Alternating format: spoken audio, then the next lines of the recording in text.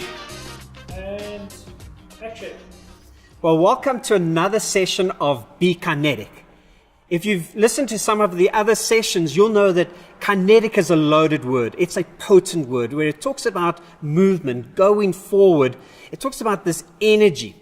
And so I would like to spend a couple of moments talking about a subject that you'll hear me talk so much about, and that is about leadership and how can we increase our leadership effectiveness. It was a while back that I was reading a fascinating article about a professor, Stanley Milgram from Yale University. And he was watching the Nazi German trials and how they responded to the atrocities of the Second World War. And in the council that were laying judgment against the generals, is they constantly asked, saying, how could you be part of these atrocities? How can you have responded in killing so many people? And it was so interesting is that general after general almost answered verbatim. And the answer was, we were told to do it. We were following orders. So as Stanley Milgram was following the trials, as he wanted to know, was this maybe a military concept? Maybe this was a German phenomena? Or is there a people dynamic? So what he did is in 1961 is he put an ad in the paper looking for people to participate in an experiment. And he offered $4.50. Now, back in the early 60s, that's good money to be part of an experiment. And so obviously a lot of people came and they volunteered. And what they did is they told the volunteers that the experiment revolved around the dynamic of discipline upon learning. So you'd have a teacher and you'd have a student, and the teacher would have a set of words. And the student had to guess the appropriate word. So if we say cat and mouse, then they would align. So what the teacher would do would say cat, shoe, peanuts, music, mouse. And then the student would have to guess the appropriate one. Now, part of this experiment is that there was this machine that had electrical pulses of different voltage. So it would start at 15 volts and then it would go up in 15 increments. So 15, 30, 45 and so on. And when it got to 300, at the bottom it said extreme danger. Then it continued up to 450 and there was just simply 3 X's. So every time the student would get the incorrect answer is then the teacher would have to basically turn the dial and give the student this electrical shock. Now, what they didn't tell the teacher is that the student wasn't a volunteer. He was a paid actor. He not only was a paid actor, he actually wasn't tied to the machine. So every time there was the shock that was administered, he didn't feel anything.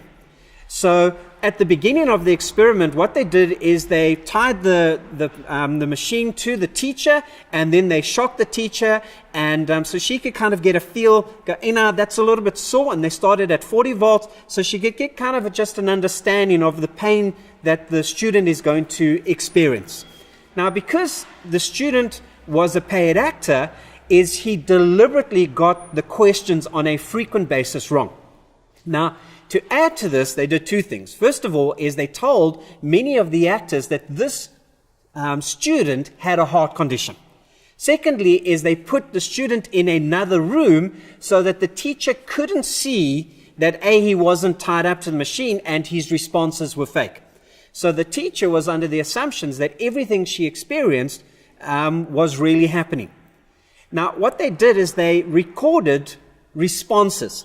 So as the teacher administrated the different voltage, is that there would be then some sort of appropriate response linked to that shock. So obviously in the beginning, it would be, that's sore. And as it got into the 200s, is that there would start to be screams of agony. And when it got to 300, this person would literally be crying out, I can't handle it, my heart is taking strain.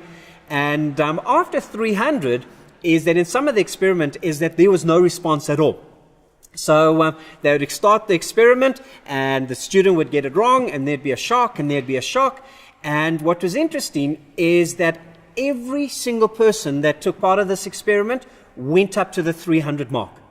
And as he started to scream in more and more agony, is that obviously the teacher would then look at the person administrating the test, and they would be uncomfortable, and they would first start off with saying, please continue.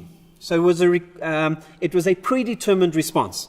And as they went up on the voltage, the teacher would get more and more uncomfortable, and then they would look back at the administrator, and then he would say, the experiment requires you to continue.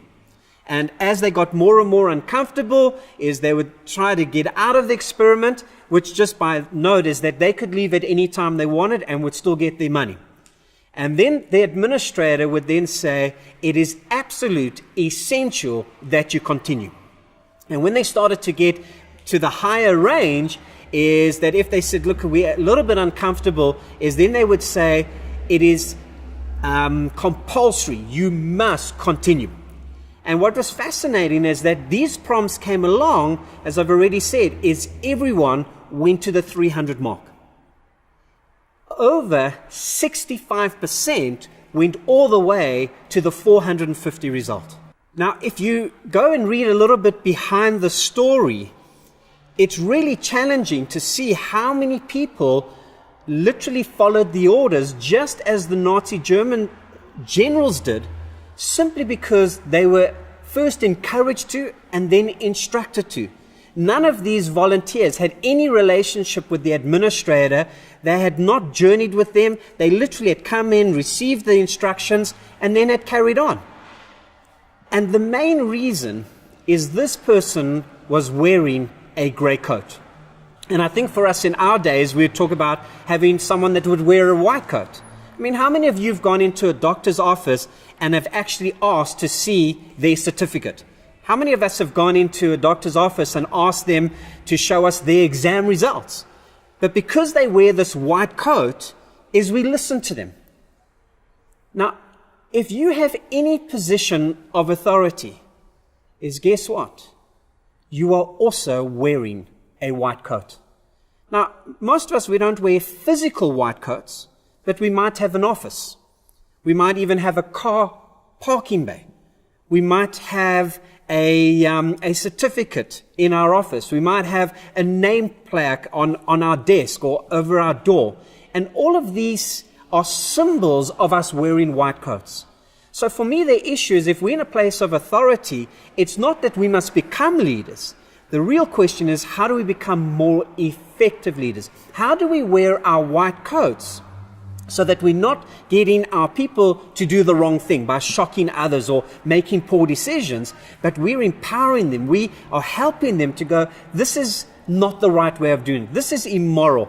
This is not the most effective way or the most efficient way. And we get them to explore different ideas. We get them to explore different ways of doing things. And there's something of, how are we wearing that white coat? Are we lifting our people up? Or are we leading them in a direction that is really not helpful for them, for ourselves, and well as for our organization? I've done so many workshops where I've asked people to think about someone that they have experienced to be a poor or a bad leader. And it's interesting is that for some people it might even be, unfortunately, their parents. It might be a religious leader. Maybe it was a teacher. Maybe it was a boss or a current boss. That's even worse. And then I asked them to go, what are the characteristics? What are the attitudes? What are the behaviors that would describe these type of leaders? And we typically get, you can't trust them. They talk to us with disrespect. They are dishonest. They are rude. They are inconsistent. And it's amazing that within minutes we get this long list. And then I asked them to go, have you worked with, read about a leader who's inspiring, that you respect, that you would like to work with? And then again, we get this long list, and it would be things like good communicators, honest, outstanding, lead by example, inspirational, charismatic, they listen to us. And again, we get this fantastic list. And so, if we are honest with ourselves, as we have a natural gut feel of what an effective leader is, and what an ineffective leader is. But the question is not, do we know what a good or a poor leader is?